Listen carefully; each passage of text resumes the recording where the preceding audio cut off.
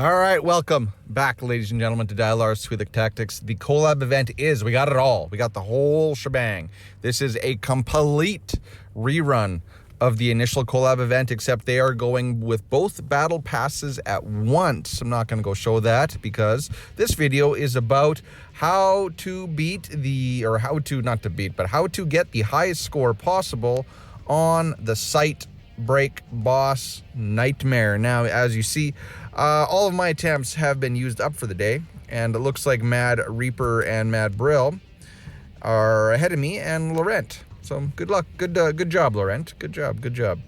So a whole bunch of Mad on my server. There's a lot of people here that I don't recognize, so this is a little bit different than my endless rankings, but we're going to show you how to get the best possible score. Now, there's a couple of things in this event that you got to keep in mind.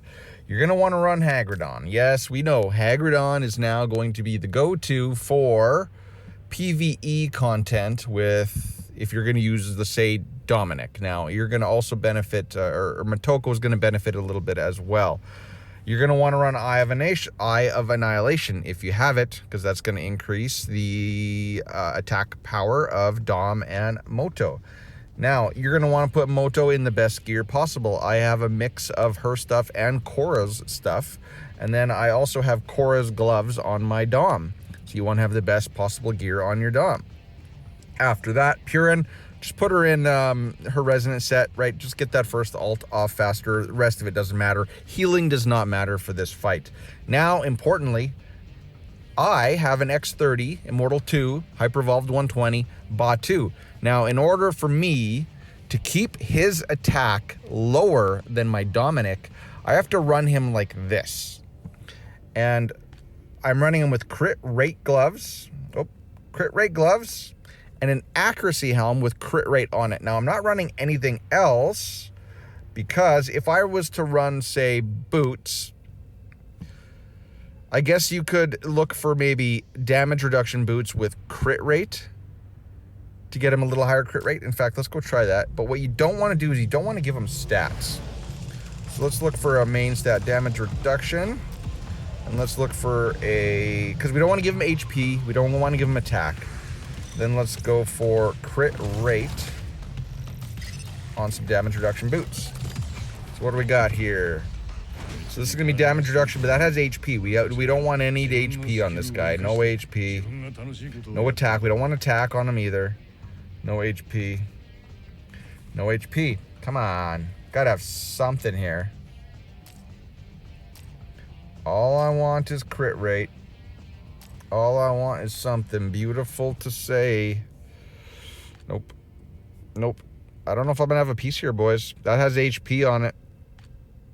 That has HP. Let's go looking. HP. Crit rate damage reduction, a little bit of accuracy. Okay, so there's a little bit more crit rate. So let's try to equip that. And you see that my HP and my attack from gear are 0. So you don't want to put anything up here. That's going to give you HP. You don't want to put anything here. That's going to give you attack. So now let's look for something up here. We can get rid of that. Don't want an attack piece, although that's not going to give attack. Well, it is. Start at the bottom. Whoa. Let's go all the way down here because it's going to prioritize the stuff that's going to be most beneficial to you up at the top. Okay, so what we got? Crit rate 1. Let's start looking. I don't want crit rate. I don't want HP and I don't want attack. I just want some crit rate. So this had a little bit of crit rate. So we can equip that one. But let's see if we can find a better one. No, don't want HP. That's got crit rate +1. That's better. A little bit of accuracy too. I'll take that. Crit rate +1 with damage reduction 5.4. Nope. Let's see if we can't go up a little higher and find like a crit rate +2.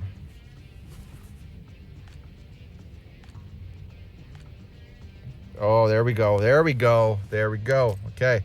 So you see my gear in my Batu? My attack is still 0 from gear. My HP is still 0 from gear. So that's how you kind of want to run your Batu. Now, if you notice that Batu is still getting the benefit of Purin's if he's still getting, since he's rage, he's not going to get the energy regen, but if he still gets the thumbs up emoji, you want to switch out his gear. You want to get his gear changed up. Now, Tachikoma, I am running him in Teresh's crit rate tank set. So you want to basically have crit rate hands, and then since this is there's no damage going out in this fight, you want HP boots, HP helm, right? And she is going to benefit from the opportunistic set. So that is kind of how you want to gear your units. I'd say Batu is going to be the most complex for you. You're going to have to really fine tune that thing to make it work. And if you notice, like I said, that he is stealing Purin's ability, you're going to have to tweak his gear, make him even lower if possible. So let's let it roll. Now, for auto, you want to run basically Dom on, if you want to do it the easier way, you want to run Dom on manual and Motoko on manual. Now, if you put Dom on manual, you're still going to trigger his ult pretty much every time it's up. The thing is that the AI will trigger his ult a couple seconds slower. So you're going to get like a million more points if you run him on manual. So what I'm basically doing is I'm just clicking Dom as fast as I can. And then I'm going to try to time Motoko's ults into his mark. Now there's going to be times when Motoko's ult's not going to be up. You might want to hold it for the next iteration of Dom's mark. You don't need to be pumping it into right as soon as she comes up. You definitely want to time her ult, but you definitely want to do Dom's ult as much as possible. And if you can ult Motoko into the mark, go for it. Like right there, I just got the tail end of it. So now I kind of know I'm going to do a Dom ult. I'm going to hold Motoko's ult for the next Dom ult. So hold it, Dom ult. As soon as you see that mark go up, send Motoko flying. And that's the fight. Now, could you run, say, like Tachikoma on manual? Maybe. Yeah, maybe, because, you know, you put more crit damage into the mark, you're going to get a higher score. But I think I'm going to hold that ult. I could have got that ult in. I could have got that Motoko ult in. But could you get more if you do Batu and Tachikoma on manual? Yeah, you could. So I'm going to hold Motoko's ult here, because she might not get it in time. And I'm going to pump it into this next one. And then that's it. That's basically the fight. Basically, your score is going to be determined by the level of your Dom and your Motoko. You see, I skipped another Motoko ult just so that I could make sure I got it in during that last ult phase.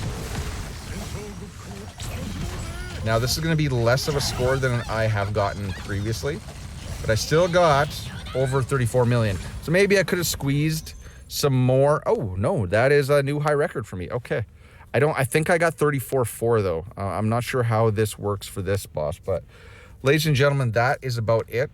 Maybe we'll run through it one more time. Now, since I am doing this on my phone, you can't see I am vigorously tapping Dom's ult. So we're gonna try doing a little bit more Motoko ults, because there was a bunch of ults there where I could have squeezed in one or two more right at the end of a mark phase. Like this one, I'm probably not going to do it. I'm going to hold it. Yeah, see, I would have missed Dom's mark there. It was a couple times I could have squeezed Motoko in right at the end of a mark.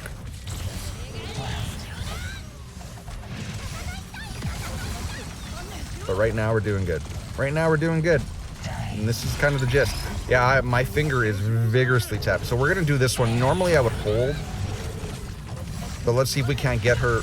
I don't know if we hit it. I think we got it in there, but I'm not sure. So we're definitely going to hold this one. But I think Dom's going to come up first anyway. Nope, Motoko is. That one might have been premature. I think I might have used her ult before his ult got on. Remember, it does take like a second. I don't know. We'll see. It does take a second since you activate Dom's ult till the mark shows up. You do have to wait until the diamond mark shows up on the boss. There's like a little split second between the activation and the mark applied. We'll definitely get this ult in. Come on, Motoko, hurry up. Why are you waiting? Yeah, she definitely got that one in. We're gonna try. We're gonna see if we can sneak it in at the end. Oh, no, we didn't. The mark went off. See, that's the peril. That's why it's almost beneficial for you to hold the mark versus trying to get it, slip it in, or sorry, to hold Motoko's ult instead of slip it in at the end of Dom's mark. We'll see. Oh, looks like I'm getting a much better score though. So this one went much better. 34-4. So 34-429. Had I attempts left, where would that put me? That would put me in second place, right? Oh, I'm getting stuff. Okay. Oh, all right. 10 times. Is the juice worth the squeeze though? What am I missing out on by getting fourth versus second? I'm missing out on 2 gene hybrid shards. I am missing out on some tempering material though. So it does add up. You know, this is going to be a 28-day event. So if I was to get fourth instead of second over the course of 28 days, it is going to add up. Oh, wait, sorry. This is the breakpoint rewards. Let's look at the daily rewards. So daily rewards, I'm going to get 5 red runes, the same as first. I'm going to get 21 blue currency instead of 25. That is negligible. And I'm going to still get the same diamond. So the daily payout between getting first or fourth is absolutely negligible. So really, if you want to get just top 5, let's see, where do you start losing out on red runes? Looks like top 10. So really, you only got to get top 10 in this event. What about diamonds? Diamonds are top 10 as well. Really, the only thing that's going to change is the blue currency for the collab shop. And yes, for the breakpoints, you do kind of, since it's 3 times, what am I going to miss out on? If I get 17 versus 20, I'm going to miss out on 9 gene hybrid shards. I'm going to miss out on 9 collab tickets, and I'm going to miss out on 9 tempering materials. That is for a lot of you, that might not be worth tweaking gear so fine-tuned to get a couple more positions. But I'll leave that up to you guys. So that is the breakdown of how to get the best score possible in the site bosses.